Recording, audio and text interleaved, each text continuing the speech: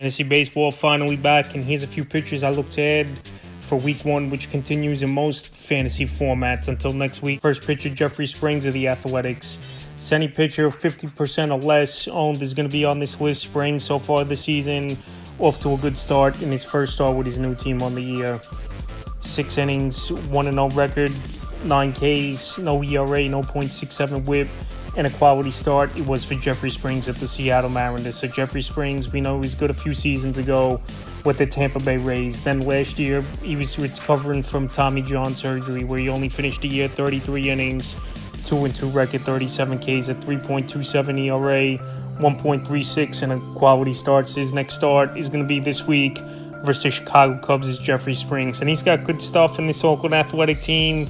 I think they're going to be more of an improved team this season here. They added a few pieces in the offseason, including the next player I'm going to talk about in a few moments, Luis Severino, to this rotation as well. And obviously they want to spend money, is this Athletic team, before they move to Las Vegas in the next year or two. So Springs, like I said, coming off of Tommy John last season, he only had a cup of coffee in the major leagues. Athletic team so far in his first outing, even though I know Seattle, one of the worst hitting teams in the league, he went out there and got the job done. So right now, coming off a good outing and only out there in 52% of fantasy leagues. He's an ad this week. Next pitcher, teammate Luis Severino of the Athletic. Severino out there only in 55% of fantasy leagues. And if he has another good outing this week as well as Severino, he's going to be a player that's going to be owned in 50+% of leagues. On the year for Severino, in his only outing at the Mariners, 6 shutout innings in that one, no decision, 6 Ks, 1.17 whip, and a quality start. So last season with the New York Mets, he was healthy, and he was a good innings eater, and he had quality. He had a good season with the Mets, turning back the clock, 182 innings, 11-7 record, 161 Ks, at 3.91 ERA, 1.24 whip, and 14 quality starts. He's an innings eater, like I said, to Severino, going back though to his New York Yankee days, especially the last few years with the Yankees. Obviously, his numbers weren't great, and he was injured as well with Severino. But last season in the pitching lab with the Mets, well, he got a couple things fixed and got the kinks and tipping pitches out with Severino. And so far this season, it's one outing. But like I said, last year he was a bulldog for the Mets and solid for the most part. And this Athletic team gave him the richest contract in team history. So I think Severino, he could be decent. Sometimes he's going to get hit, no doubt about it. But I think with this A-team, he's a good ad this week. Next pitcher, Jack Leiter of the Texas Rangers. Leiter, he broke camp, making the rotation. And so far, he's got a good outing under his belt to start the year. March 28th versus the Red Sox. 5 innings, got the win. 4 Ks, 1.80 ERA, and a 1.20 whip. Last season, the walks were an issue in the few games we saw him in the major leagues. Was Jack Leiter, 35 2/3, 0-3 record, 31 Ks, 8.83 ERA, a 1.71 whip. Leiter, we know he has a good K rate from the minor leagues. Last season, it was a cup of coffee, like I said, in the majors, but he still could go out there, strike out batters. I don't think this AL West is that great a division. Middle of the pack, 500 teams. A little less, obviously, the Los Angeles Angels, Athletics, who I mentioned earlier in the video with Springs and Severino. Obviously, the Houston Astros have been one of the best teams in the league over the last decade, especially winning that division pretty much every season as well. So I think Jack Leiter, as long as he has the control problems under wraps a little bit, and he could go out there and find the strike zone. He's got a good offense backing him over there in Texas. He's got electric stuff, no doubt about it. Leiter, one of the former top prospects a few years ago in the system. Now it's about just having confidence and going out there and getting the job done. So like I said, Leiter, another pitcher, only out there in 55% of fantasy leagues. And if he has another good outing coming up, he's a guy that's not going to be on the wire anymore. Next pitcher, Chris Bassitt of the Toronto Blue Jays. Bassitt out there in tons of fantasy leagues, surprisingly, at 65%.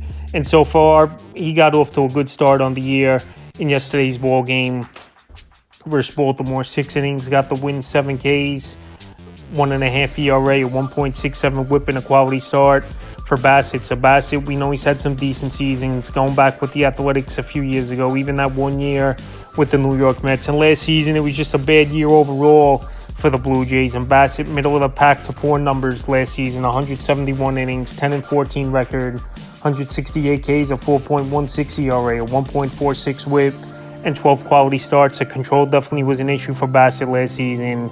Very tough division, obviously, in the AL East. New York Yankees off to a crazy start so far, hitting 9 home runs in a game a few games ago, and then yesterday adding on a few more home runs. So with that offense in that division and the Boston Red Sox adding some thump as well with Alex Bregman being their big signing in the offseason, it's a tough division. Baltimore, they're still going to be decent, I believe, as well, where they got some sluggers in that offense. It's a tough division, no doubt about it, is the AL East. But like I said, Chris Bassitt, he's been an innings eater over the last few seasons. Control's definitely been an issue, but someone at the back end of your rotation in 12-team leagues or deeper, I think Bassitt could go out there and help fantasy owners this season. Next pitcher, Luke Jackson of the Texas Rangers. Luke Jackson coming into the year, he was the favorite to get save opportunities, and so far he's converted 2 out of 3 saves.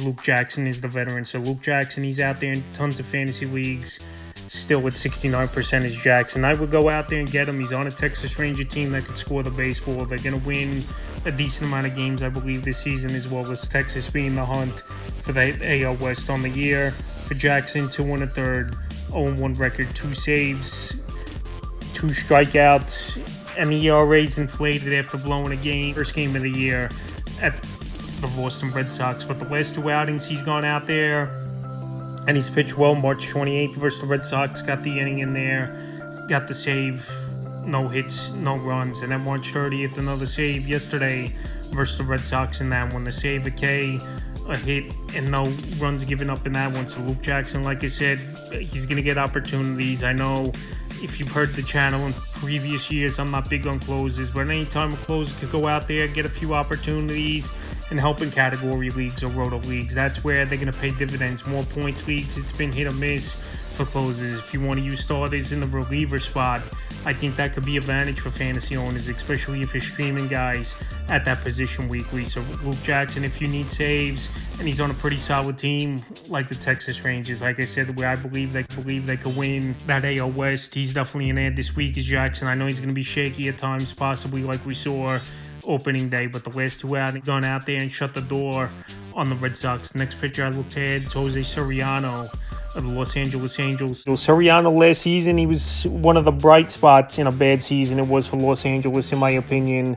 And so far, he's off to a good start in the only start he's had on the year, Soriano. So in the year, 7 innings in the first outing, got the win, 5 Ks, no runs given up, 0.57 ERA, and a quality start at the White Sox. I know the White Sox, they're going to be one of the worst teams in the league once again. Soriano, though, he was an innings eater towards the end of last season with a bad Angel team. 113 innings, 6-7 record, 97 Ks, a 3.42 ERA, 1.20 over 9 quality starts. He don't have a high strikeout rate, is Soriano, but he finds ways to get out, easy outs as well with the ground ball, and some fly outs as well with Soriano. So like I said, this Angel team, I don't think they're going to be great.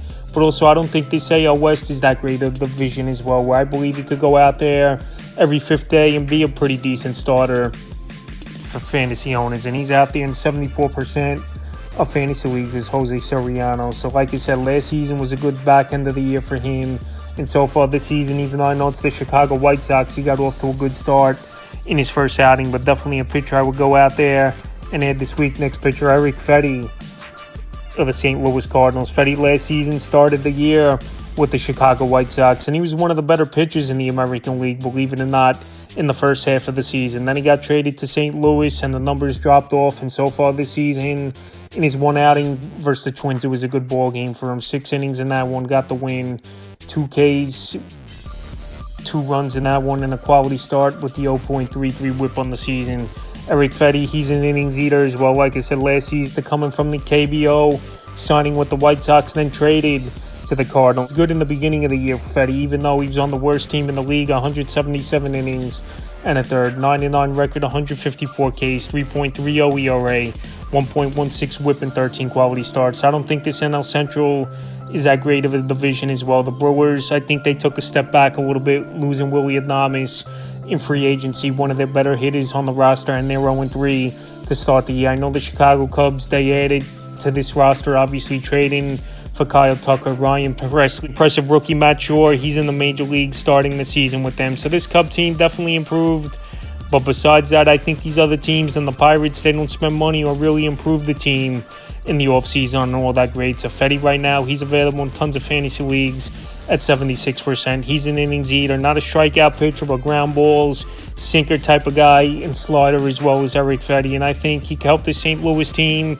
in the middle of the pack division. And someone I would go out there and give an ad this week is Erick Fedde. The next pitcher, Max Meyer of the Miami Marlins. Max Meyer, one of their top prospects over the last couple of seasons in the system. Last year, I thought he was going to be in the major leagues more, but only 57 innings, 3-5 record, 46 Ks, 5.68 ERA, 1.42 whip, and 3 quality starts. For Meyer, he definitely has electric stuff. I think the K rate's going to be up this season, and now he's going to have a full season if he stays healthy. Obviously, to pitch for the Marlins team. Expected to go nowhere this season, but they are off to a 3-0 start with 3 walk-off wins in a row to start the year. So in his first outing for Meyer, he went out there and pitched well, I thought, versus the Pittsburgh Pirates. 5 2/3, 7 Ks, no decision, 1.59 ERA, 1.06 whip. So Meyer, like I said, he has good stuff. He's out there in tons of fantasy leagues at 79%. And he's in a tough division, no doubt about it, with the Atlanta Braves, Philadelphia Phillies, New York Mets. All those teams could hit, have some big boppers in the lineup. And like I said, this Marlins team, even though they were off to a 3-0 start, they're going to be one of the worst teams, especially in the National League. But Meyer, like I said, one of the former top prospects in the system and one of the top 50 pitching prospects in Major League Baseball. So I think he could go out there. I think he could be decent with this Marlins team, even though, like I said, the run support's most likely not going to be there in a tough division, but definitely an arm I would go out there and take a shot on. Next pitcher is David Peterson, staying in the same division of the New York Mets. So David Peterson last year missed the first half, pretty much the whole first half of the year, coming off a hip surgery. And he pitched well for the Mets once he got going. 121 innings, 10-3 record, 101 Ks, 2.90 ERA, 1.29 whip, and 12 quality starts. And he carried that over into spring training. And I know it's spring training, it means nothing, obviously. And David Peterson, his first start is a favorable one here tonight at the Miami Marlins, where their hitting obviously isn't that great, even though they were off to a 3-0 start. So Peterson, he had control last season. He worked a good pace. There's definitely something to this Met pitching lab where they've adjusted a lot of pitchers over the last couple seasons, and there's been good results. We saw it with Sean Manaea last year, saw it with Luis Severino, and even Griffin Canning in his first start with the New York Mets. He pitched pretty well, I thought, at the Houston Astros. So David Peterson, I expect him to go out there, pitch well this season once again. Surprising to me, he's out there in 79% of fantasy leagues. I'm not saying he's going to pitch to a 2.90 ERA, but something in the mid-threes, maybe a 3.75, is definitely a thing for David Peterson. And once this Met offense can get going, run support will be there as well, led obviously by Juan Soto. So I think Peterson, I would go out there and get him, especially if you want a spot starter here tonight in the ball game at the Miami Marlins. I definitely would give him an A. Is Peterson. Final start, I looked at Sean Burke of the Chicago White Sox. Sean Burke looked good opening day for the Chicago White Sox team. It's going to be a long season once again for them. After last season, they were the worst team in the league in baseball history. First outing for Burke, 6 innings, got the win, 3 Ks, no runs given up, and a quality start. In that matchup, it was for Burke versus the Los Angeles Angels. His next outing should come in the series versus the Minnesota Twins, where their offense, I don't think, is all that great. And last season, we saw Burke, he had a cup of coffee with Chicago, 19 innings, 2-0 record, 22 Ks, a 1.42 ERA, 1 whip, and a quality start. So Erick Fedde last season, who I mentioned early in the video, he was good for the Chicago White Sox before they traded him to the St. Louis Cardinals. And they're hoping Burke could step in and be a guy that could anchor the top of this rotation. But like I said, this White Sox team, it's a rebuilding team. They're not going to go anywhere once again this year, even though I don't think the Central is all that great. We know they had 3 playoff teams last year, with some of those teams snuck in, and the American League just isn't that strong. So I think Burke could go out there, could be a decent pitcher for fantasy owners. He's more of a deeper league ad, but someone's got to be decent at least for this White Sox team in the rotation. And I think Sean Burke has a decent chance of doing that this season, to be an okay starter. So that's a few pitchers I look to add for week 1 of the fantasy baseball season.